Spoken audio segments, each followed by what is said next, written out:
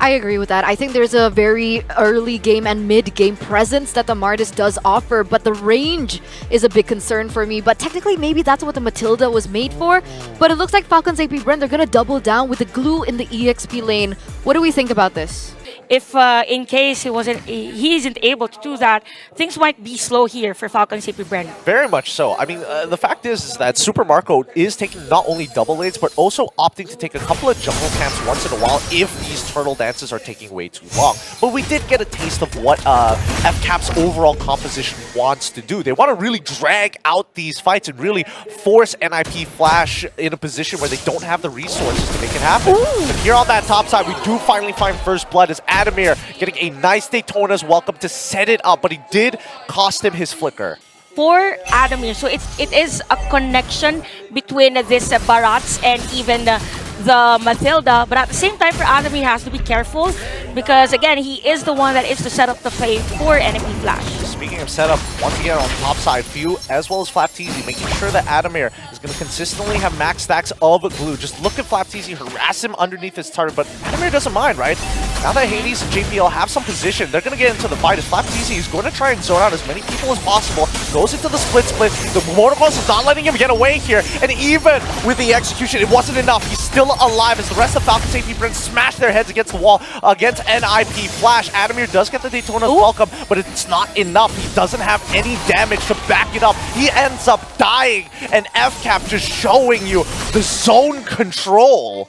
And we gotta also consider for NFP Flash, Curtis now has the Sky Piercer. So they might want to do a play now against Falcons AP Bren. Again, they need to group up. Okay. Super Marco looks like he just gets locked down, getting chased by everyone. Even Ogwen can do nothing about it, helplessly watching his gold laner die. So Al has the Windtalker now. Can go for a defensive item here. Maybe a Thunderbelt also, which would be nice for him. So NFP Flash focusing on limiting here the gold lead of Falcons AP Bren. Yeah, I think that NFP Flash eventually need to find some kind of momentum. Right now, Flapteezy, once again, being annoying, zoning out Hades and as well as JPL, goes into that split form. Hades cannot get anywhere close to this turtle, but in the meantime, Kurt has been taking plenty of damage, as now we do see that Hades getting yoinked back with the help of Glue, securing that kill. Falcons AP Bren call it 2-2 so far as we go into this pause. Yeah, everything is looking nice here for Falcons AP Bren, and this is the space we're talking about for NFP Flash. As long as Al has that good laning phase for him, it's gonna be easy for them. So for Falcons AP Bren, they need to focus now on stopping Owl. But yeah, there's a setup play. Yep, he's going to get pulled on backwards. Owl really caught out of position here. Can't do much about it. Tries to get pulled away by the Circling Eagle once again. Ends up dying to Kyle regardless. Good play as the Minoan's Fury is out. Pulling them underneath the turret. This could be big for them as Hades finds one with the enhanced swords. It is Kyle as well as Curtis getting involved in the mix. If he can just find one execution, it could be enough. But Kurt goes down with the help of Super Marco. It's going to be Kyle who secures that double. 4 for 1 in favor of Falcons AP Bren. You know what? Let's make it a full wipeout as Spear of Alpha comes out as well. Unstoppable for Kyle Teasy. This is what we're saying that it is Falcons AP Bren on the playoffs mode. They might want to do a play wherein they will single out a player against Falcons AP Bren, but it's going to be difficult for them. But they can go for that Circling Eagle and then a Retribution for Hades for the Lord Steel.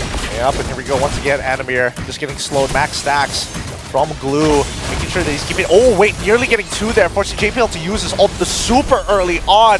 Daytona's welcome is going to hop him over the wall, so he doesn't get pulled back in time, but with the help of the airlines, he's able to reposition. But Minoan's Fury does come out. They don't find a kill just yet, as Falcons AP Bren have already secured the Lord. They're going to take this tier 2 very shortly as Kyle finds Hades. He's out of position now, but the rest of his team is here to back him up as he's able to max stacks with the help of the War Axe to keep himself alive. Kyle knows he has a lead, and he demands respect. You know what, Gideon, we really have to commend how Ogwen is playing on this game. It's as if he's the leader. He's not forcing any team fight we're in. It will be disadvantages for them. He uses that motivation roars so good that for NFP Flash, it's really hard to shred those damages against them, and that's gonna be a godlike here for Kyle TZ.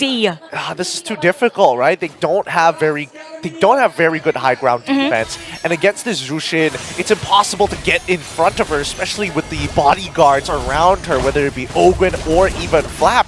They're just too thick for them to get cut through. And now they're going to be knocking on to the Crystal as the next inhibitor might just be falling here. They're looking for the kill on towards JPL side, who saves Owl and repositions him. But Falcons take Bren. They can sit here forever with the help of that motivational roar. And even Few buying extra utility items in that Ice Queen's wand is going to make it even harder for NIP Flash to stay away. Yeah, they're even buying the Winter Crown, but yeah, for Falcons Bren, it's more of controlled aggression again. Yup, it's him backwards.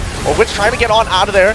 Does flicker with motivational roar, as well as Super Marco just blowing them through a double kill. They're making it look easy this time as Kyle can just tank every single turret. And now with the Winter Crown, he's able to dive freely. If they just want to farm for KDA, they could have broken the Crystal anytime they wanted to. And that's just game one. What a fast game by Falcons Bren. Almost flawless for that performance. I didn't expect that NP Flash would be just reactive during that time. I didn't know that Falcons Bren is bringing that playoffs mode that fast.